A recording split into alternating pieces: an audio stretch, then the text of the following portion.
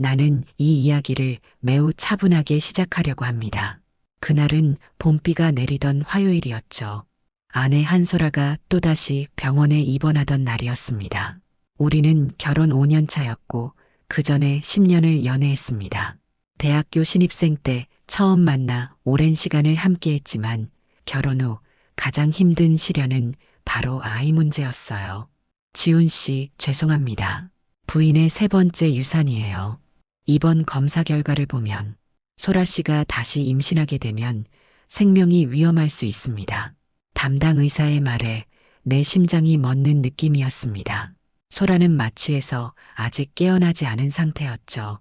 그녀의 창백한 얼굴을 바라보며 나는 결심했습니다. 병실 의자에 앉아 소라의 손을 잡고 있는데 문득 깨달았어요. 내가 해야 할 일이 무엇인지를. 저는 오지훈입니다. 34, 전직 특전사 출신 보안 전문가죠.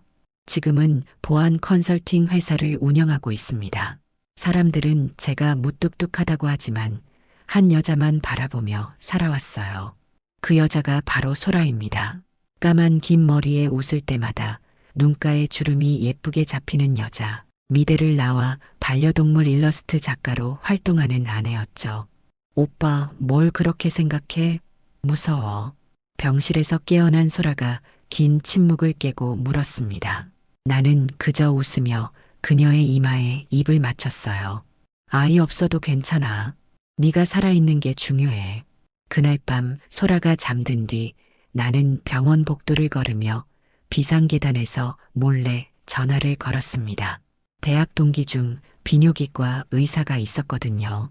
상담 후 일주일 뒤 소라에게 말하지 않고 정관 수술을 받았습니다. 소라를 위한 선택이었어요. 그녀의 생명을 지키기 위해서였죠. 수술 후 몸이 아팠지만 특전사 출신답게 내색하지 않았습니다. 회사 일이 바빠 늦게 들어온다는 핑계로 며칠을 넘겼고 소라는 의심 없이 받아들였어요. 마지막 검사까지 마친 날 계절은 어느새 초여름으로 바뀌어 있었습니다.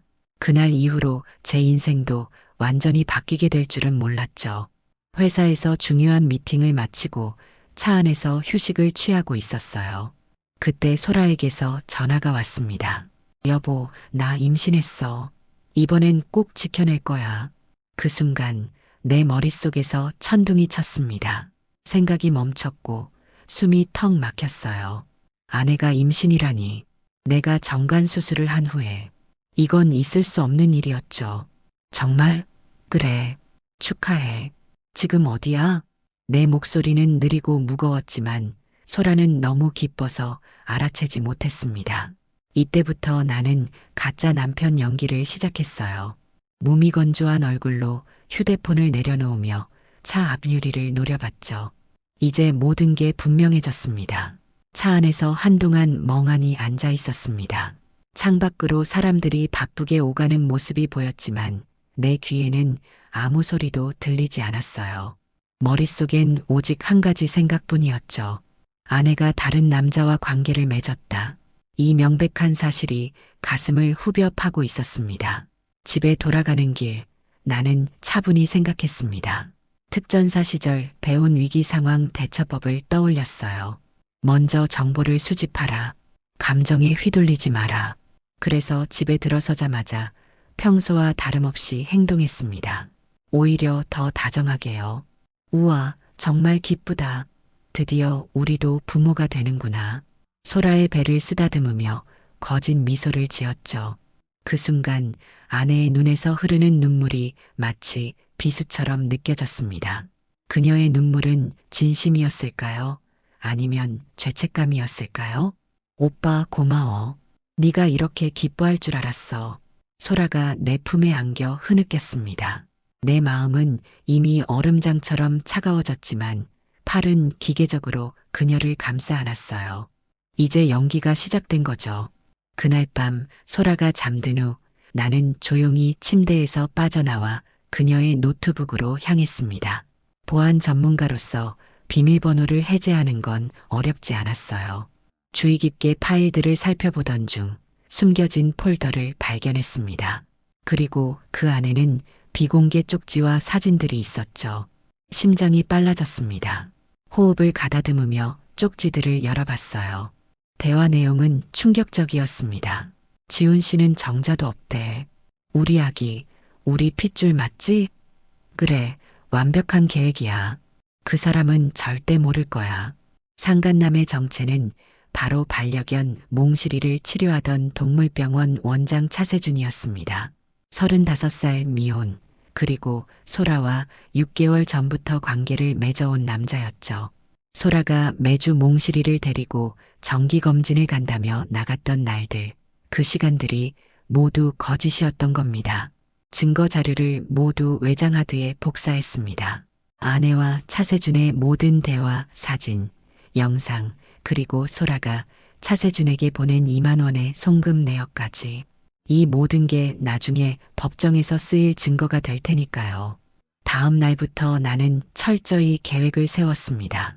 소라에게는 더 다정한 남편 역할을 했어요.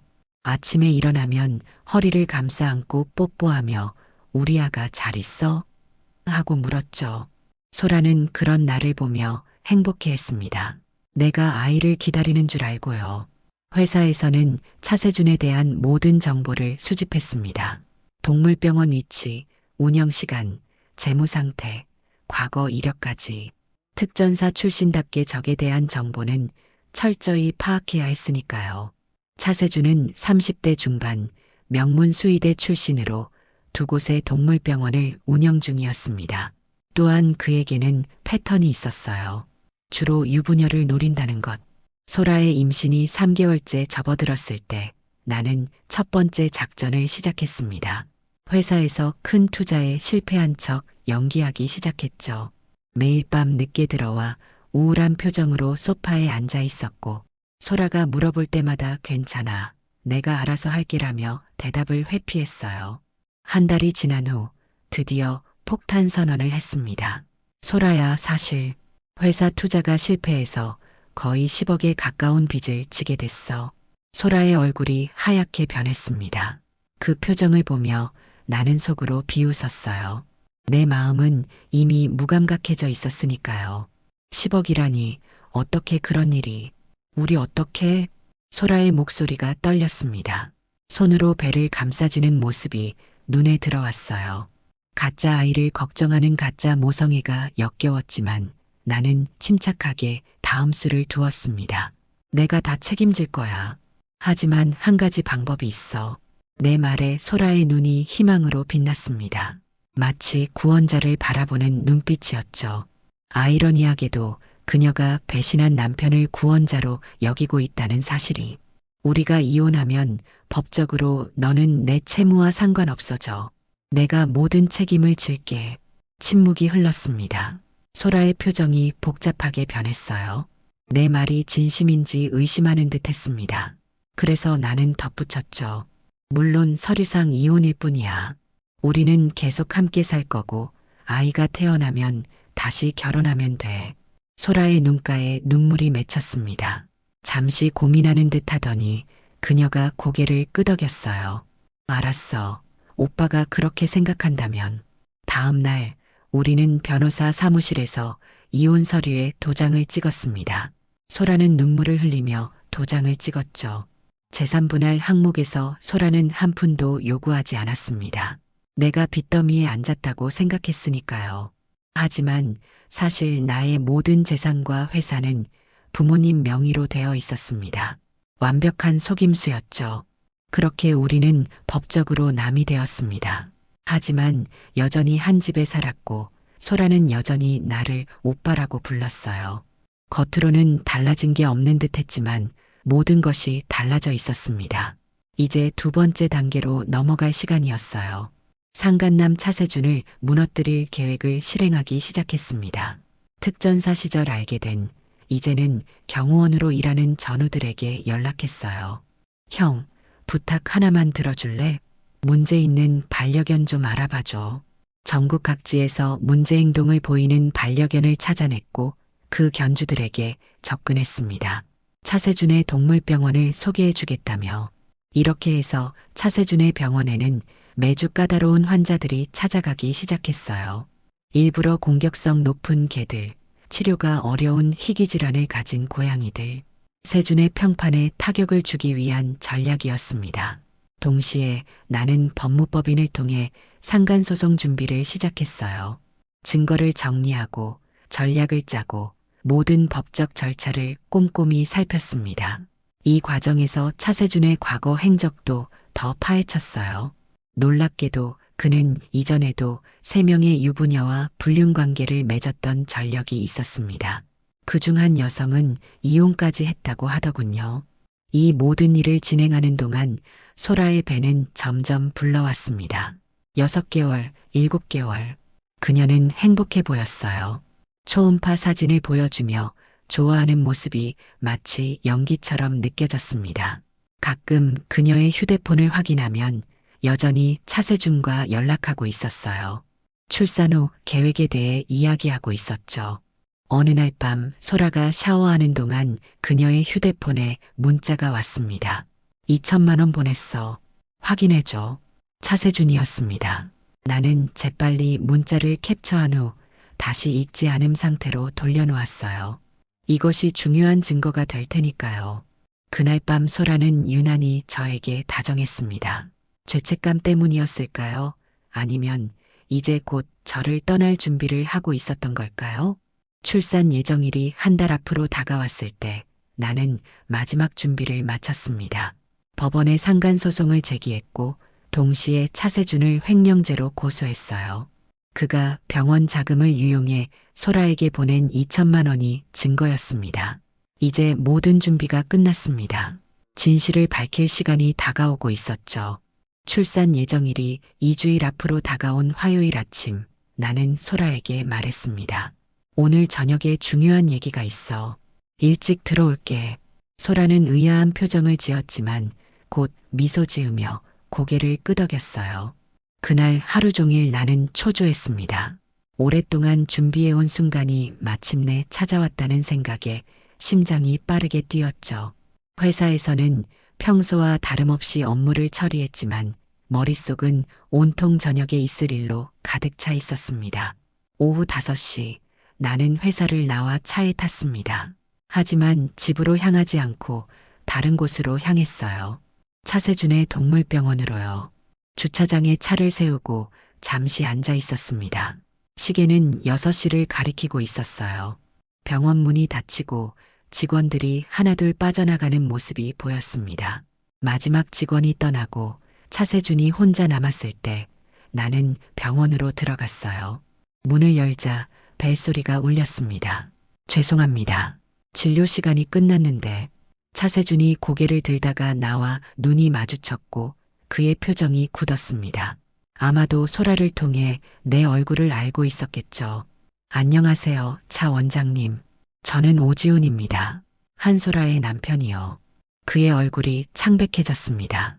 잠시 침묵이 흘렀어요. 무슨 말씀이신지 모르는 척하지 마세요. 이미 모든 걸 알고 있습니다. 나는 가방에서 서류 봉투를 꺼내 그의 앞에 내려놓았어요. 이건 상간소송 소장입니다. 그리고 이건 횡령죄 고소장이고요. 내일 법원에 제출할 겁니다. 차세준의 손이 떨렸습니다. 봉투를 열어 서류를 확인하던 그의 표정이 점점 더 창백해졌어요. 당신, 어떻게 이런 증거를? 저는 보안 전문가입니다. 이런 건 식은 죽 먹기죠. 그는 잠시 생각하더니 갑자기 태도를 바꿨어요. 얼마면 될까요? 합의금으로 얼마를 원하시나요? 그 순간 나는 차갑게 웃었습니다. 마치 특전사 시절 적을 제압했을 때의 그 느낌이 되살아났어요. 돈이 아닙니다. 당신의 모든 것을 무너뜨리려고 해요. 병원, 자격증, 사회적 평판, 모든 걸 잃게 될 겁니다. 차세준의 얼굴이 분노로 일그러졌습니다. 갑자기 그가 책상 위에 무언가를 집어들었어요. 수술용 가위였습니다. 예상했던 반응이었죠. 나는 미소를 지으며 휴대폰을 꺼내 들었어요. 지금 이 상황도 녹화 중입니다. 폭행까지 추가하실 건가요? 그제서야 차세준은 손에 든 가위를 내려놓았습니다. 그의 눈에서 패배감이 읽혔어요. 소라는 정말 당신을 사랑하지 않아요. 우리는 더 이상 들을 필요 없습니다.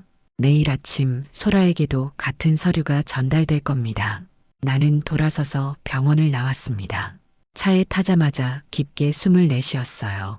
오랫동안 참았던 감정이 한꺼번에 쏟아져 나오는 것 같았습니다. 분노, 배신감, 그리고 이상하게도 일종의 해방감까지. 집으로 향하는 길, 휴대폰에 소라에게서 온 메시지가 여러 개 있었습니다. 오빠 언제 와? 저녁 준비했어. 왜 연락이 안 돼? 무슨 일 있어? 걱정돼. 빨리 연락해줘. 나는 아무 답장도 하지 않았어요. 집에 도착했을 때는 저녁 8시가 넘어 있었습니다. 소라는 거실 소파에 불안한 표정으로 앉아 있었어요. 나를 보자마자 달려와 안겼습니다. 어디 갔었어? 왜 연락이 안 됐어? 너무 걱정했잖아. 나는 그녀를 살짝 밀어내고 소파에 앉았습니다. 테이블 위에는 식어버린 저녁 식사가 놓여 있었어요. 앉아, 소라야. 이야기할 게 있어. 소라가 불안한 표정으로 내 맞은편에 앉았습니다. 그녀의 배는 이제 아주 크게 불러와 있었죠. 가짜 아버지를 기다리는 아이를 품은 그 배를 보니 가슴이 아팠습니다. 무슨 일이야, 오빠? 무서워. 소라의 목소리가 떨렸어요.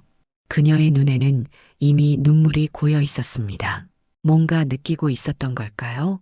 아니면 그저 호르몬 때문이었을까요? 소라야, 난 알고 있어. 짧은 한마디로 시작했습니다. 소라의 표정이 순간적으로 굳었어요. 하지만 곧 의아한 척했습니다. 뭘 알고 있다는 거야? 너와 차세준의 관계, 그리고 그 뱃속의 아이가 내 아이가 아니라는 사실. 침묵이 내려앉았습니다. 소라의 얼굴이 창백해졌어요. 그녀의 눈동자가 흔들렸고 입술이 파르르 떨렸습니다. 부정할 말을 찾는 듯했지만 내 표정을 보고는 그럴 수 없다는 걸 깨달은 듯했어요. 어떻게, 언제부터? 중요하지 않아. 이미 모든 증거가 있어. 너희의 대화, 사진, 영상, 그리고 차세준이 너에게 보낸 돈까지. 소라의 눈에서 눈물이 흘러내렸습니다. 그녀는 갑자기 무릎을 꿇고 내 다리를 붙잡았어요. 오빠 미안해. 정말 미안해. 잠깐 실수였어. 정신이 없었던 거야. 이 아이는 정말 오빠 아이야. 그 순간 나는 차갑게 웃었습니다. 소라의 거짓말이 가소로웠어요. 그럴 리가 없지. 왜냐하면 나는 잠시 말을 멈추고 그녀의 눈을 똑바로 바라봤습니다. 나는 정관 수술을 했으니까. 소라의 얼굴에서 모든 혈색이 사라졌습니다. 그녀는 마치 유령을 본 것처럼 눈을 크게 뜨고 나를 바라봤어요. 무슨 소리야? 언제? 왜? 네가 3번째 유산을 하고 의사가 내 생명이 위험하다고 했을 때 너를 지키기 위해 결정했어. 소라는 완전히 얼어붙은 듯 했습니다. 그녀의 세계가 무너져 내리는 순간이었죠. 내가 계속해서 말했어요. 그리고 네가 갑자기 임신했다고 했을 때 난 이미 모든 걸 알았어. 소라는 충격에서 벗어나지 못한 채 흐느꼈습니다. 그녀의 울음소리가 집안을 채웠어요. 나는 그저 앉아서 그 모습을 지켜봤습니다. 예전 같았으면 그녀를 안아주었겠지만 이제 그런 마음은 남아있지 않았어요. 내일 아침 너에게 상간소송 소장이 배달될 거야. 이미 차세준에게도 전달했고. 소라가 놀란 표정으로 고개를 들었습니다. 상간소송이라니. 우리는 이혼했잖아. 이혼은 내가 의도적으로 유도한 거야. 네가 생각하는 것처럼 회사가 부도난 것도 아니고 빚이 있는 것도 아니야. 모든 게 너를 함정에 빠뜨리기 위한 계획이었어. 소라의 눈이 분노로 변했습니다. 그녀는 일어나 내게 소리쳤어요. 당신 미쳤어? 이렇게까지 계획적으로 날 함정에 빠뜨리다니. 이게 사랑하는 사람이 할 짓이야? 소라의 분노에 찬 목소리가 집안을 울렸습니다. 나는 냉정하게 그녀를 바라봤어요. 사랑? 네가 무슨 자격으로 사랑을 말해? 내가 너를 위해 정관 수술까지 했는데 넌 내 뒤에서 다른 남자와 관계를 맺었잖아. 소라는 갑자기 태도를 바꿨습니다. 분노가 사라지고 다시 애원하는 눈빛으로 바뀌었어요. 오빠, 제발. 우리 다시 시작해보자. 내가 정말 잘못했어. 이 아이를 위해서라도 더 이상 연기하지 마. 너도 알잖아. 이 아이는 내 아이가 아니라는 걸. 소라는 한동안 말없이 흐느꼈습니다. 그러다 갑자기 진심 어린 목소리로 말했어요. 사실 나도 몰랐어. 차세준이 그랬어. 네가 불임이라고. 의사들이 너한테 말하기 두려워서 나한테만 알렸다고. 그래서 내가 거짓말 그만해. 내 목소리가 높아졌습니다. 특전사 시절에도 이렇게 화를 내본 적이 없었어요. 내 휴대폰에 있는 모든 대화 내용을 봤어. 너희가 어떻게 나를 속이려 했는지, 어떻게 내 돈으로 새 생활을 시작하려 했는지 다 알아. 소라는 더 이상 변명할 수 없다는 걸 깨달았는지 침묵했습니다. 한참 후에야 그녀가 고개를 들었어요. 이제 어떻게 될 거야? 너는 이혼 과정에서 재산 분할을 포기했고, 이제 곧 상간자와 함께 법정에 서게 될 거야.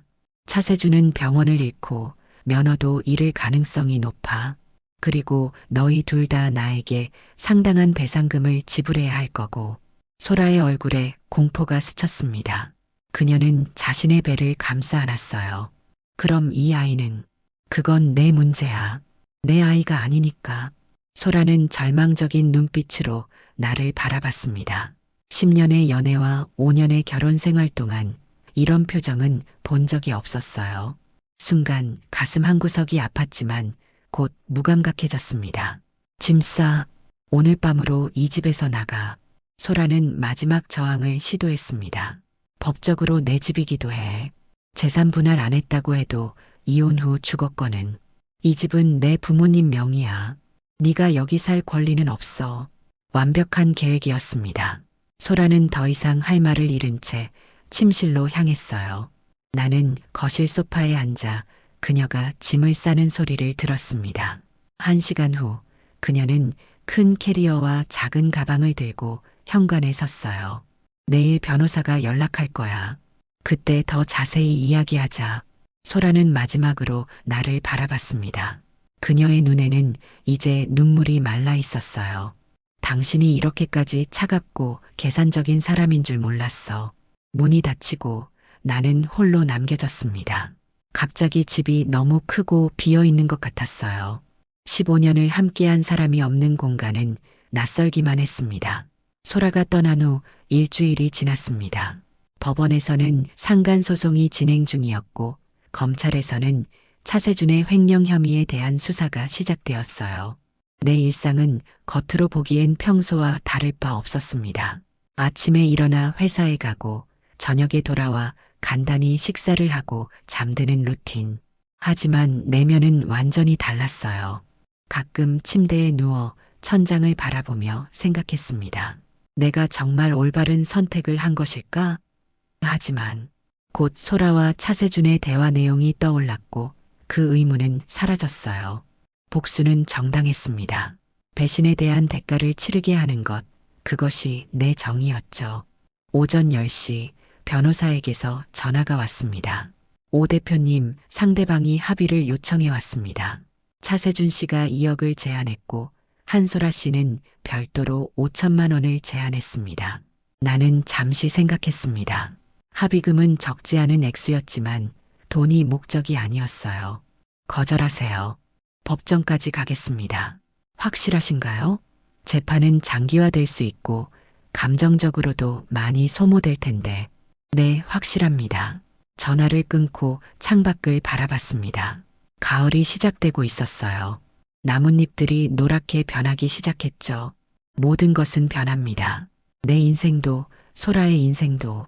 그날 오후 회사에서 일을 마치고 나오는데 주차장에서 낯익은 차를 발견했습니다. 차세준의 차였어요. 그는 차 밖에 서서 나를 기다리고 있었습니다. 오 대표님, 잠깐 이야기 좀 나눌 수 있을까요? 그의 목소리는 예전의 자신감이 사라져 있었습니다.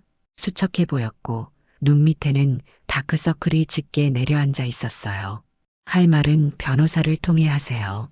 내가 차 키를 꺼내며 말했습니다. 하지만 차세준은 물러서지 않았어요. 제발 인간 대 인간으로 대화하고 싶습니다. 다른 사람들 다 괜찮은데 왜 하필 소라 씨였어야 했는지 그의 말에 나는 차갑게 웃었습니다. 인간 대 인간이요? 당신이 남의 아내를 탐했을 때는 그런 생각 없었잖아요. 차세준의 표정이 일그러졌습니다. 그는 갑자기 무릎을 꿇었어요. 미안합니다.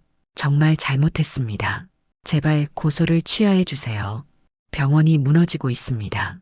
환자들이 모두 떠나고 직원들도 사표를 내고 평생 쌓아온 모든 게 한순간에 그의 애원에도 내 마음은 움직이지 않았습니다.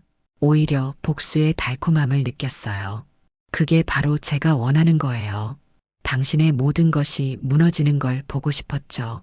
나는 차에 탔고 차세주는 여전히 무릎을 꿇은 채 주차장에 남겨졌습니다. 백미러로 그의 모습을 바라보며 나는 이상한 감정을 느꼈어요. 승리감과 공허함이 뒤섞인 감정.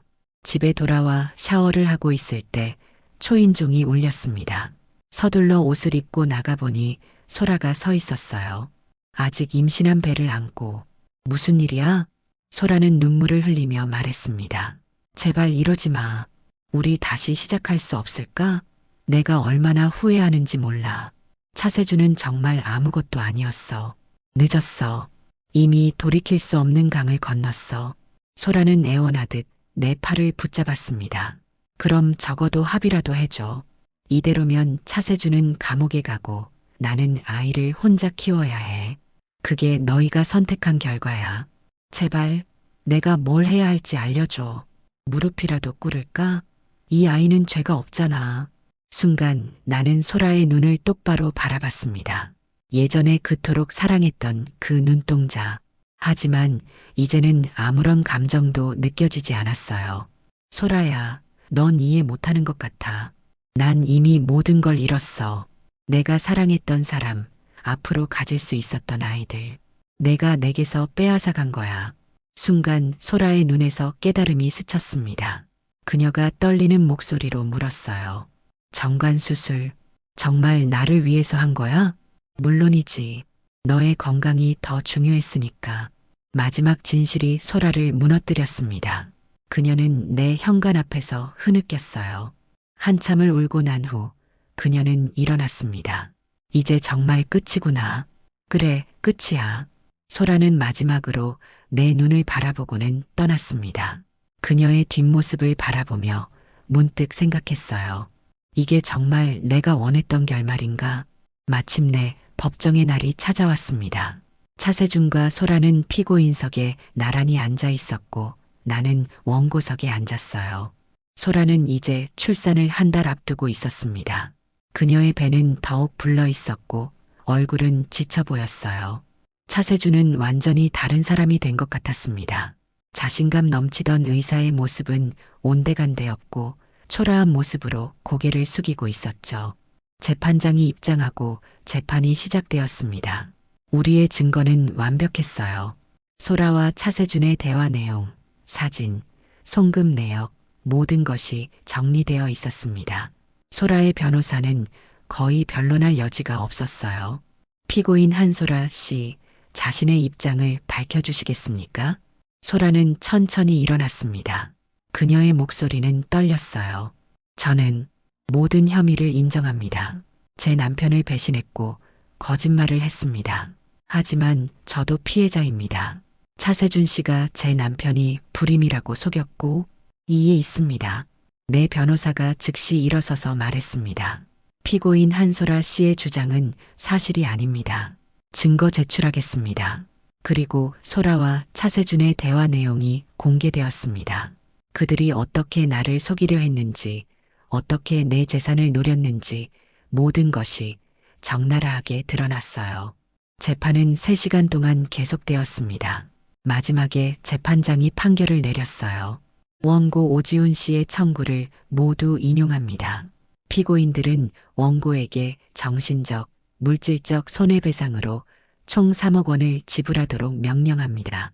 소라의 얼굴이 창백해졌습니다. 차세준은 고개를 푹 숙인 채 움직이지 않았어요. 그들에게 3억 원은 감당할 수 없는 금액이었겠죠. 재판장을 나오는 길, 소라가 내게 다가왔습니다. 정말 끝까지 갈 거야? 난 이제 무일푼이야. 이 아이는, 그건 내 문제야. 내가 상관할 바 아니지. 소라의 눈에 눈물이 고였습니다. 당신은 변했어. 내가 알던 오지훈이 아니야. 내가 날 변하게 만들었어. 소라는 더 이상 말을 잇지 못하고 돌아섰습니다.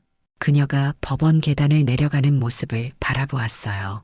한때 내가 그토록 사랑했던 여자, 이제는 낯선 사람이 되어버린.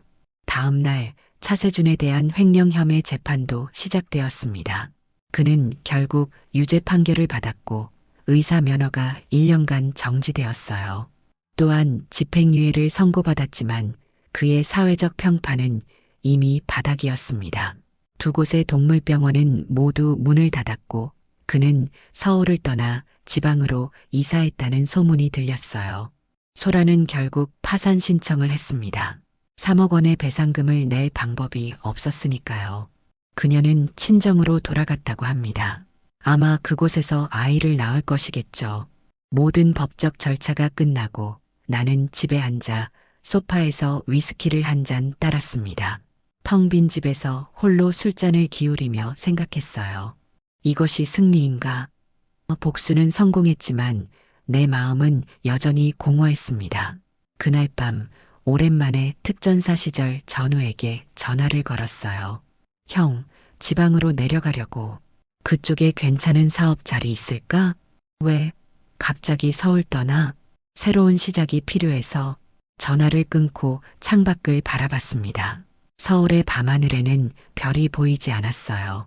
하지만 지방에 내려가면 별도 보이고 새로운 인생도 시작할 수 있을 것 같았습니다. 다음엔 진짜 내 편이 될 사람만 곁에 둘 거야. 그로부터 반년이 지났습니다. 나는 강원도 작은 도시로 내려와 새로운 삶을 시작했어요. 서울의 회사는 동업자에게 맡기고 이곳에서는 지역 보안 스타트업에 투자했습니다. 복잡한 도시를 떠나 산과 바다가 가까운 이곳에서 마음의 평화를 찾아가고 있었죠. 어느 봄날 아침 카페에 앉아 신문을 보고 있을 때 누군가 내 이름을 불렀습니다. 오지훈 씨 맞으신가요? 고개를 들어보니 낯선 여성이 서 있었어요. 40 중반 정도로 보이는 단정한 차림의 여성이었습니다. 네, 그런데요. 저는 한소라 씨의 언니 한미라입니다. 순간 가슴이 철렁 내려앉았습니다. 소라의 가족을 만나리라고는 생각지 못했어요. 무슨 일로 오셨나요? 그녀는 내 앞에 조심스럽게 앉았습니다. 소라가 출산했어요. 남자아이. 침묵이 흘렀습니다. 나는 아무런 감정도 느끼지 않으려 했지만 어쩐지 가슴 한구석이 아팠어요. 그래서요? 그건 저와 상관없는 일인데요. 한미라 씨는 한숨을 내쉬었습니다. 소라가 많이 변했어요. 정말 후회하고 있고 새 삶을 시작하려고 노력 중이에요. 지금은 제과점에서 일하면서 아이를 키우고 있죠. 나는 커피잔을 손으로 돌리며 묵묵히 듣고만 있었어요. 왜 이런 말씀을 하시는 건가요? 소라가 당신에게 편지를 썼어요. 전해달라고 했죠. 한미라 씨는 가방에서 흰 봉투를 꺼내 테이블 위에 올려놓았습니다. 나는 잠시 그것을 바라보다가 말했어요. 죄송하지만 받고 싶지 않습니다. 한미라 씨의 눈에 실망감이 스쳤습니다. 이해해요. 하지만 봉투만이라도 가져가세요. 읽을지 말지는 당신 마음이니까요. 그녀는 일어나서 떠났고 나는 봉투를 바라보며 한참을 생각했습니다. 결국 봉투를 집어 주머니에 넣었어요. 그날 저녁 아파트 베란다에 앉아 봉투를 열었습니다. 소라의 반듯한 필체로 쓰인 편지였어요. 지훈 오빠에게 내가 이렇게 편지를 쓸 자격이 있는지 모르겠어. 하지만 마지막으로 진심을 전하고 싶었어. 편지는 길었습니다.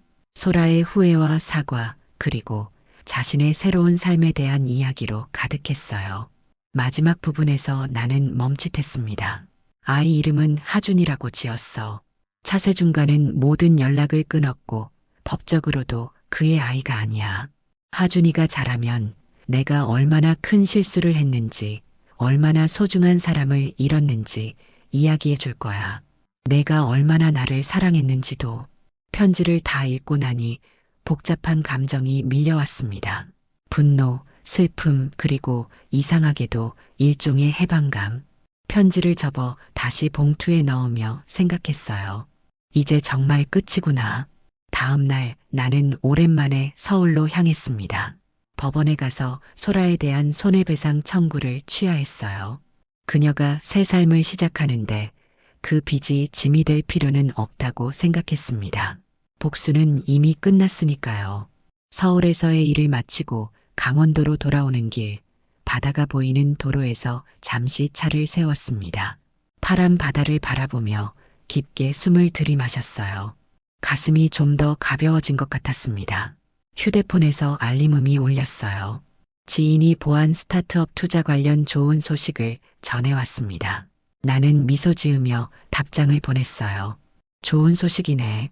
이번 주말에 만나서 얘기하자. 강원도의 새 삶에서 나는 천천히 치유되고 있었습니다. 배신의 상처는 여전히 남아 있었지만 이제는 그것을 안고 앞으로 나아갈 수 있을 것 같았어요. 차에 다시 타면서 마지막으로 바다를 바라봤습니다. 수평선 너머로 태양이 빛나고 있었어요. 나는 혼잣말로 중얼거렸습니다. 다음엔 진짜 내 편이 될 사람만 곁에 둘 거야. 엔진을 켜고 새 집을 향해 출발했습니다. 이제 정말 새로운 시작이었어요. 배신과 복수의 이야기는 끝났고 미지의 미래가 펼쳐지고 있었습니다. 앞으로 어떤 사람들을 만나게 될지, 어떤 인연이 기다리고 있을지 아무도 모르지만 한 가지 확신할 수 있는 것은 이제 더 이상 과거에 얽매이지 않겠다는 것이었습니다. 차의 속도계가 천천히 올라가며 나는 복수의 시간을 뒤로하고 치유의 시간으로 향했습니다. 때로는 가장 큰 상처가 가장 큰 성장의 기회가 되기도 하니까요. 내가 정관 수술한 걸 몰랐던 아내는 결국 모든 걸 잃게 됐습니다. 하지만 그 과정에서 나 역시 많은 것을 잃었고 또 새롭게 얻은 것도 있었습니다. 이제 진정한 끝과 함께 진정한 시작이 찾아온 것 같았어요.